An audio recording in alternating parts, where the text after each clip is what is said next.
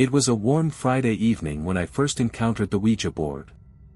The room was dimly lit, casting long shadows that seemed to stretch unnaturally across the floor.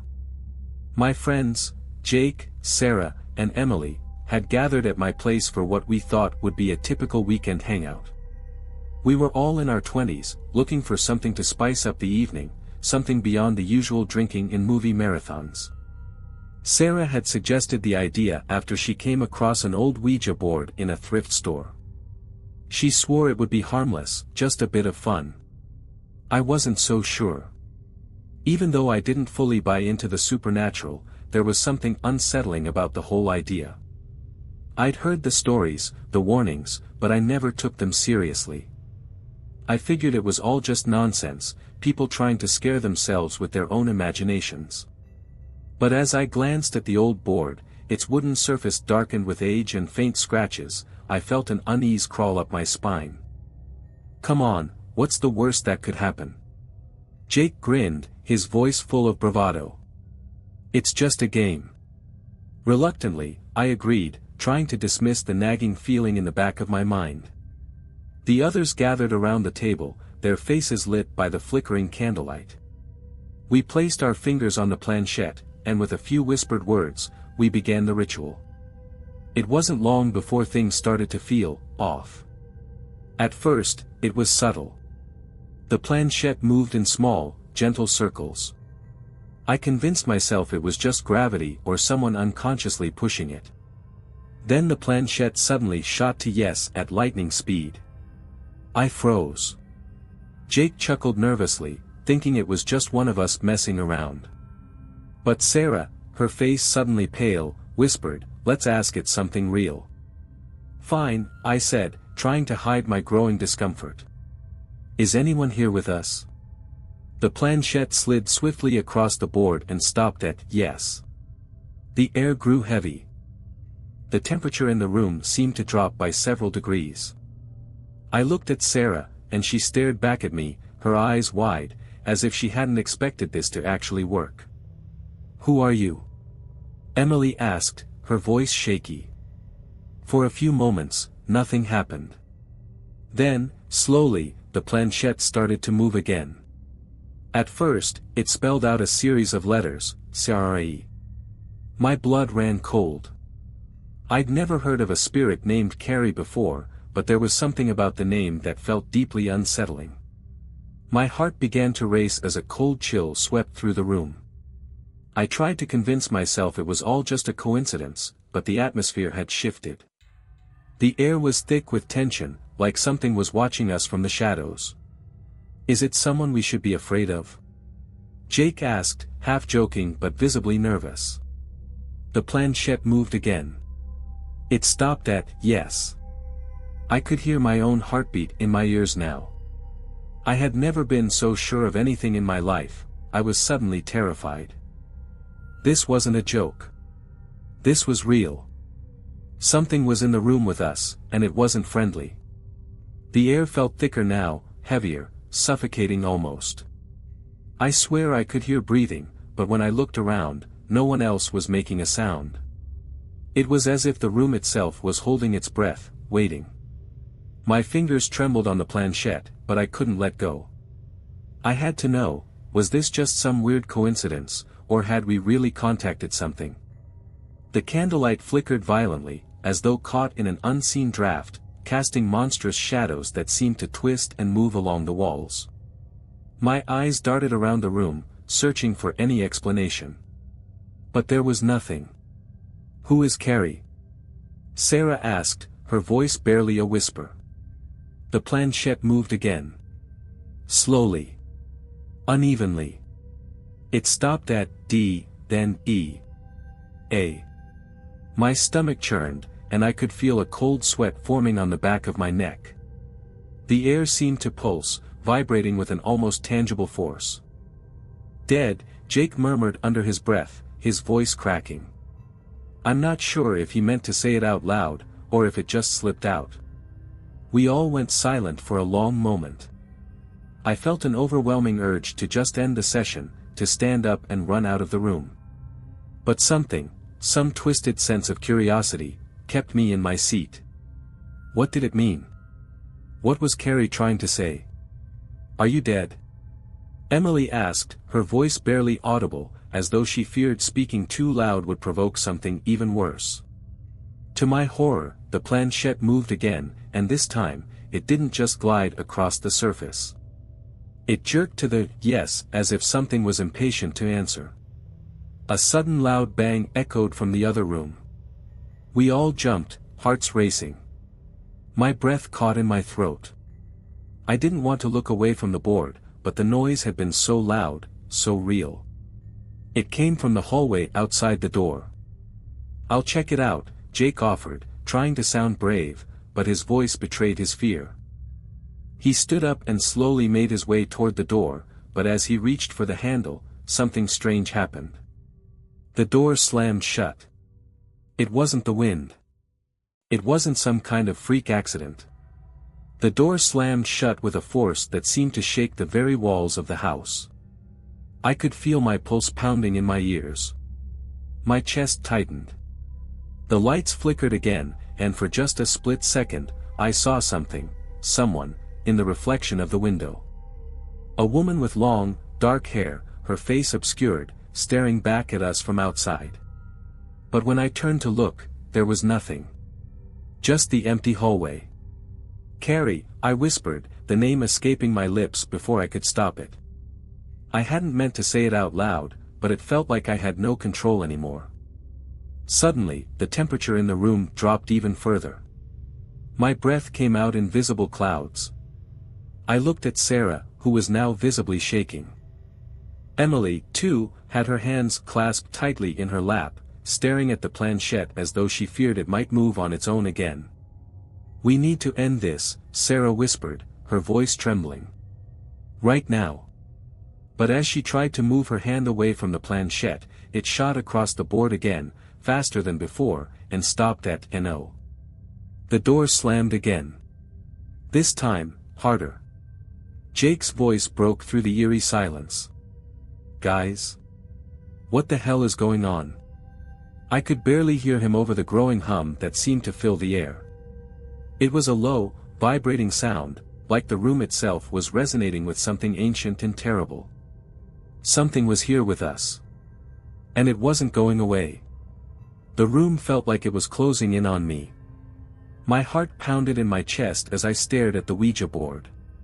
The planchette still hovered over the "No," moving slightly as if responding to an invisible force.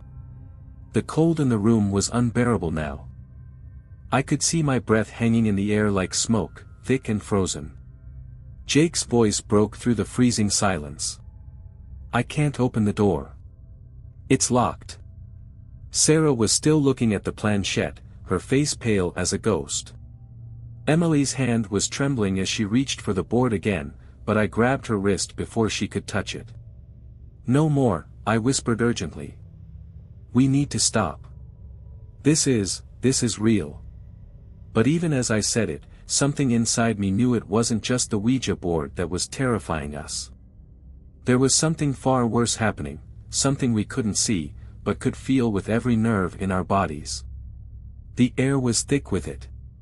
It was as if the room itself had become a living thing, breathing, watching, waiting. And then, the planchette moved. It wasn't slow. It wasn't gentle.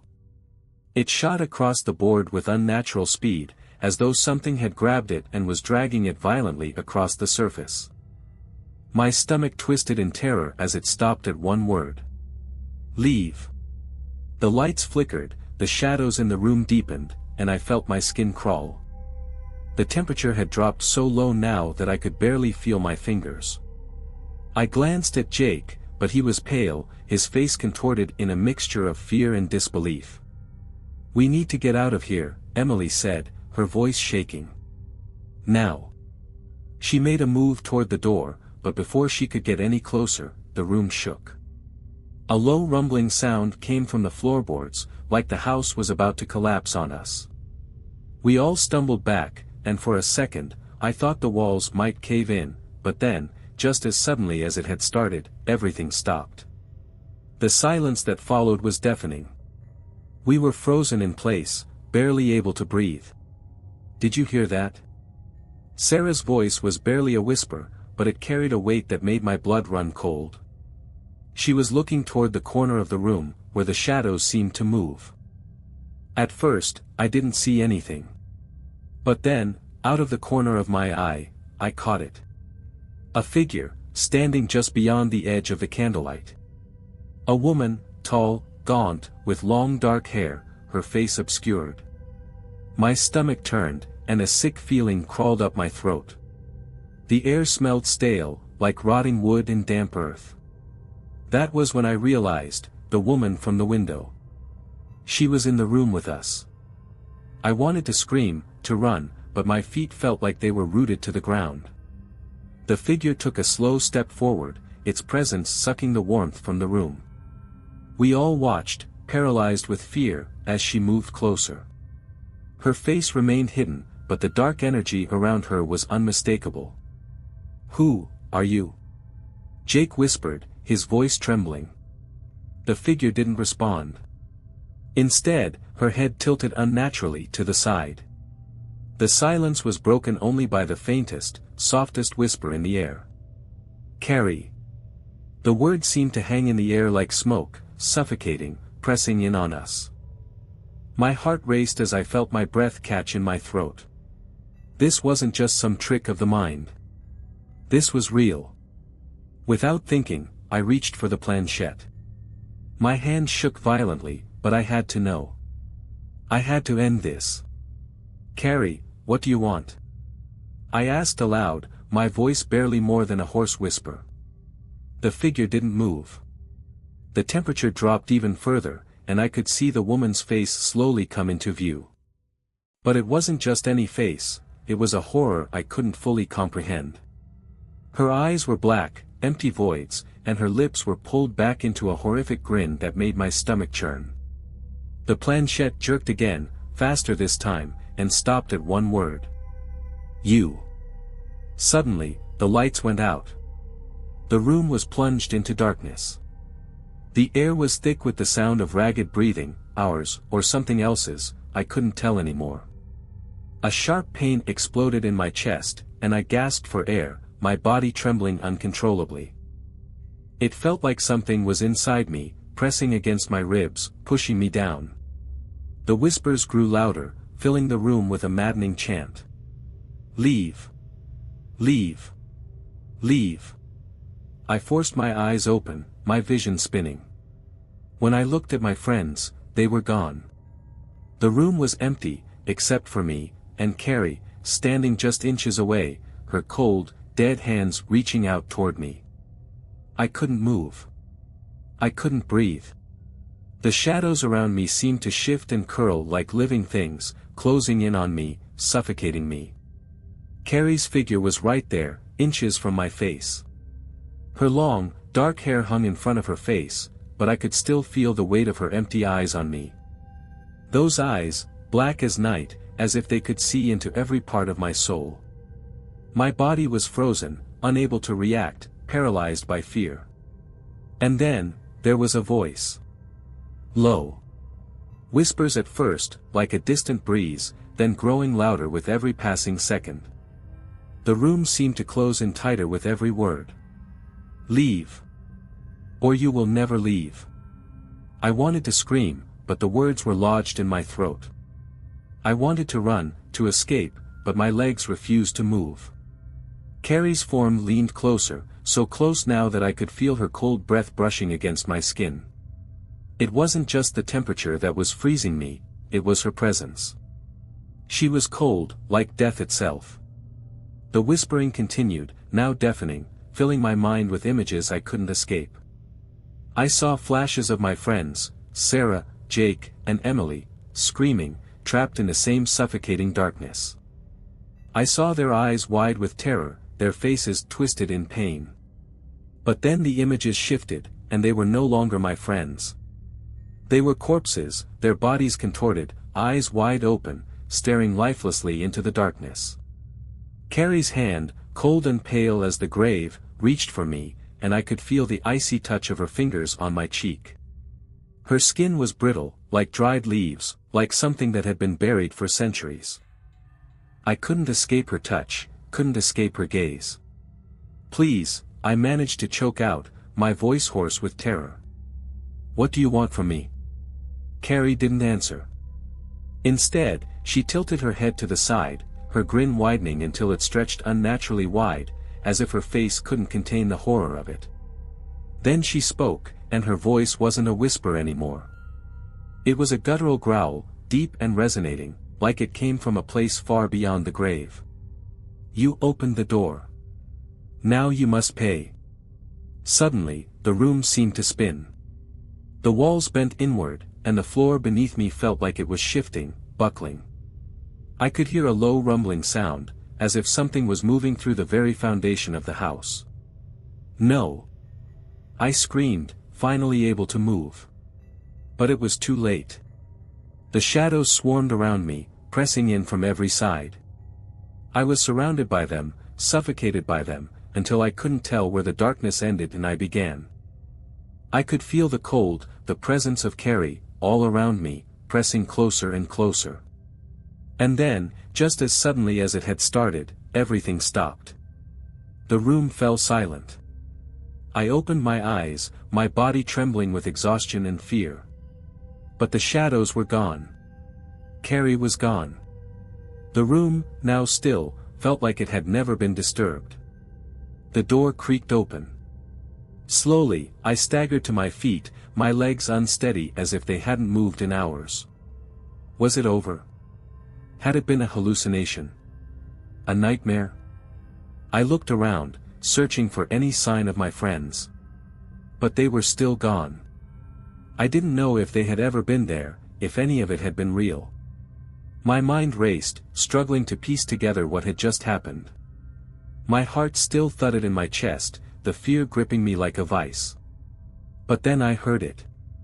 A whisper, soft and barely audible, coming from the corner of the room. "Leave." I turned toward the sound, my breath catching in my throat. There, on the floor, was the Ouija board, still there, still waiting. The planchette was resting on the word goodbye. I didn't wait. I ran. I didn't stop to look back. I didn't care if I was leaving the house behind, if I was abandoning everything I had known. My mind was consumed with the terror of what had happened, what I had experienced. I barely remember leaving the house that night. My legs were shaking so badly that I could hardly walk. But I remember hearing the whispers follow me, the cold touch of something lingering just behind me, pressing closer as I reached the end of the driveway. Leave, it wasn't over. It would never be over. The door had been opened, and now Carrie was waiting. Watching. I was lucky to escape, but there were others who wouldn't be. I thought I was done. I thought it was over when I left that house, when I ran away from the horror that had unfolded before me. But there's something I need to make clear: sometimes, when you open a door to something dark, it doesn't matter how far you run. It doesn't matter how fast you flee. The darkness follows. The next few days were a blur. I kept my distance from my friends, not knowing if they were alive or dead. I couldn't bring myself to check on them. Every time I closed my eyes, I saw Carrie's face, that twisted grin, those black, soulless eyes. I could still hear her voice in my mind, echoing the same words over and over: "You opened the door. Now you must pay." But it wasn't just in my mind. It was in the shadows. In the whispers. I felt it everywhere I went. At work. At home. In the car. There was a coldness that followed me, a presence that hovered just out of reach, watching me. It wasn't until a week later that I received the message. It came as a text, from an unknown number. I wasn't surprised at first, thinking it was just spam or a wrong number. But then I read the message. It was short. Simple. "Carrie is waiting. You will join her soon." I froze. I stared at the screen, my blood running cold. My hands shook as I typed a reply, desperate to make sense of it. But before I could hit send, my phone glitched. The screen went black for a second. When it flickered back to life, there was another message. Don't try to fight it. She knows where you are. My heart dropped. The room around me grew colder. My breath came out in visible clouds. I rushed to my front door and looked outside, half expecting to see Carrie standing on my porch, staring at me with that horrific grin.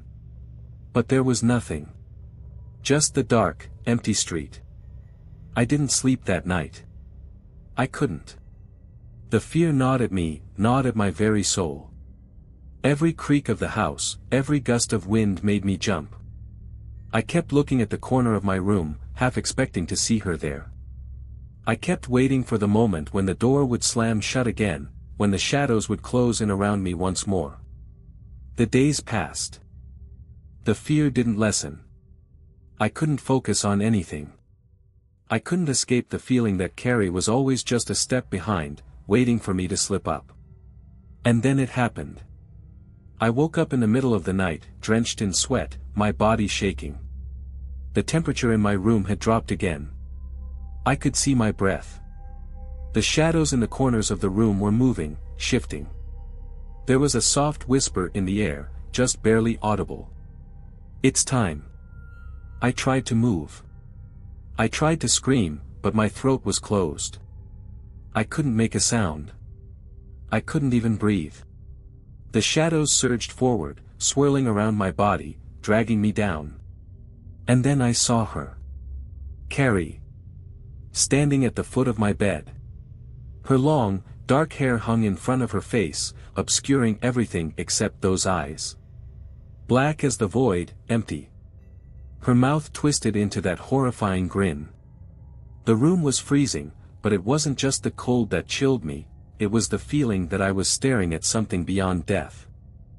Something ancient. She stepped forward, and I felt it. The coldness. The emptiness. I couldn't escape. You shouldn't have come back, she whispered, her voice a low growl. Now, you will be mine. I tried to move, to scream, to fight back. But my body wouldn't respond. I was trapped. Completely trapped. And as she reached out toward me, her cold, bony hand brushing against my cheek, I finally understood. It wasn't just the Ouija board. It wasn't just the game we had played. Carrie had been waiting. She had been watching. And the moment we opened that door, we sealed our fate. The darkness had already marked us. It wasn't something we could escape. It was something we would never outrun. I don't know what happened after that. My memory goes dark, like a screen fading to black. When I woke up, I was alone. The room was empty. The shadows were gone. The air was warm again. But I knew it wasn't over. I could feel her presence still lingering, deep in my bones. The whispering hadn't stopped. It never would. And the worst part is, I know that Carrie is still out there. And she's waiting. For me. For anyone foolish enough to pick up that board again. So, let this be a warning. Don't mess with things you don't understand. Because once you open the door, it's already too late. It's been months since that night. I thought I had escaped. I thought I had outrun whatever curse I had unleashed when we played with that damn Ouija board. But I was wrong. You can't outrun something like Carrie. The darkness, once invited, doesn't leave. It lingers. It waits. And it grows. I tried to put it out of my mind, tried to live a normal life again. I moved to a new city, changed my number, even switched jobs. I told myself I was safe. That was before I found the letters. It started with one. It was in my mailbox, an envelope with no return address. The handwriting was strange, sprawling, jagged, almost like a child's, but there was something off about it. Something that made my skin crawl. The letter was simple, just one sentence, "I'm coming for you." I thought it was a sick joke. I thought someone was messing with me, maybe even trying to remind me of the horrible experience I'd had with the Ouija board. But the timing. It was too soon. Too precise. I tossed it out, thinking nothing more of it. I wasn't going to let my past control me anymore. But then the letters kept coming. At first, there were 2 a week. Then 3. They were always the same, no return address, no name. Just those same chilling words, "I'm coming for you." And then, the handwriting started to change. It became more erratic, more frenzied. The words started to overlap, as though something was trying to get out. The writing almost seemed to crawl across the paper, as if it wasn't written by human hands at all. The last letter I received was the most terrifying of all. It wasn't just a sentence anymore. It was a drawing. A crude sketch of the Ouija board. But the most horrifying part wasn't the board itself. It was what was written at the top of the page: "You opened the door. You'll never escape." I knew what it meant. I had opened the door to something terrible, something that wasn't finished with me yet. But I also knew one thing for sure: Carrie hadn't forgotten. That night, I locked every door and window in my apartment. I kept the lights on, hoping it would make me feel safe, but I knew better. There was no escape. There was nowhere to hide from her now. She had already found me. Around midnight, I heard a knock on the door. I froze. I didn't want to answer it. I didn't want to see what might be on the other side. But curiosity, that same twisted curiosity that had led me to pick up the Ouija board in the first place, got the best of me. I opened the door slowly, my heart racing. But there was no one there. Just the cold air, the empty hallway. I closed the door, my hands shaking. And then, I saw it. A shadow, dark and shifting, loomed at the edge of my vision.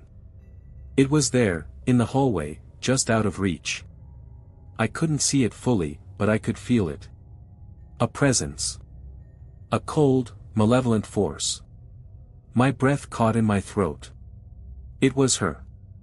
I slammed the door shut, my back pressed against it, my heart hammering in my chest. The shadow was still there, watching. I could feel her staring through the walls, through the door, waiting for me to slip up. Waiting for me to open the door again. That's when I heard the whispers. Soft at first, then louder. Almost too loud to ignore. "You can't hide.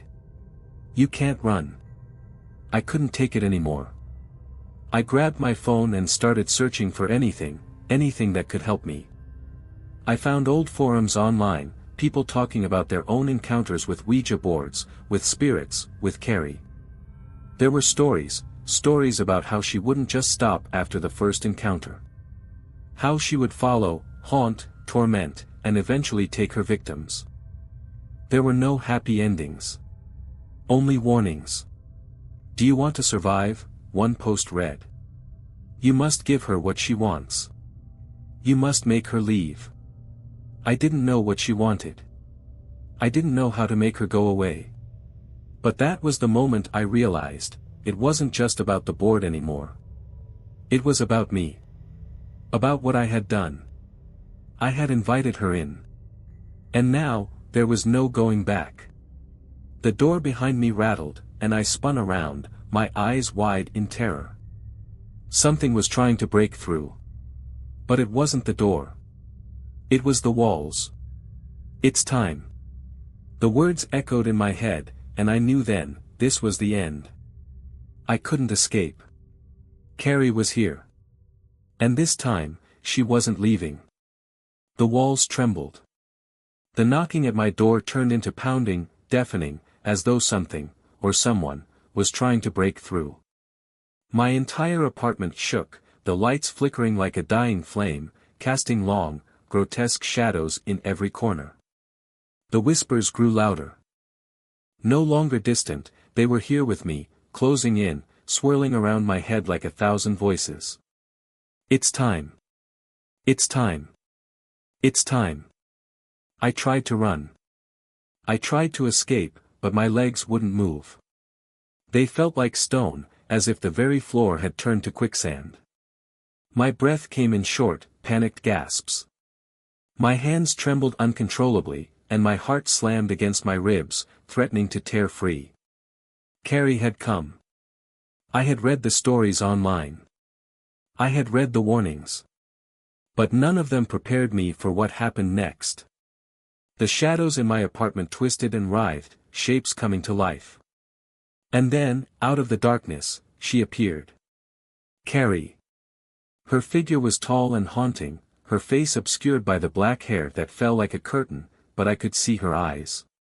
Black, endless, staring through me. Her grin was twisted, no longer just a smile, but a rictus of horror that seemed to stretch and contort impossibly wide. She stepped closer. Slowly, like a predator savoring its approach. Her skin was pale, like old paper, cracked and dry. Her fingers curled toward me, cold and skeletal, each movement deliberate, each step deliberate. She wasn't rushing. She didn't need to. She had me right where she wanted me. You opened the door, her voice echoed in my mind, low and rasping. And now you belong to me. I could feel her coldness, her weight, pressing in on me, suffocating me. The room spun, and for a moment, I thought I might pass out. I tried to scream, but the words wouldn't come. It was as if my body had betrayed me, leaving me helpless. But then, just when I thought it was all over, a thought, a single thought, rose from deep within me. The Ouija board. I remembered it. The board, the planchette. The very thing that had begun this nightmare. I remembered reading somewhere, in those forums, that there was a way to close the door. A way to fight back, to banish the spirit. It had something to do with saying goodbye. Closing the session. But there was one more crucial part. I had to mean it. I had to truly, desperately want to be free. I stumbled backward, my mind racing, scrambling for any last ounce of courage. I grabbed my phone, shaking, my fingers slick with sweat, and I searched again. And there it was. The final piece of the puzzle. Say goodbye. But not just any goodbye. You must forgive yourself. Forgive myself? I didn't understand at first. What was there to forgive? I hadn't done anything wrong.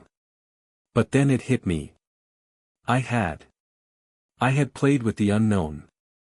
I had invited this evil into my life, into my world. And I had let it grow, let it fester. I had to forgive myself for being so naive, for thinking I could control something so far beyond my understanding.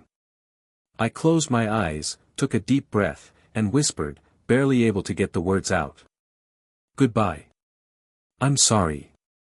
I forgive myself. At that moment, the room grew silent.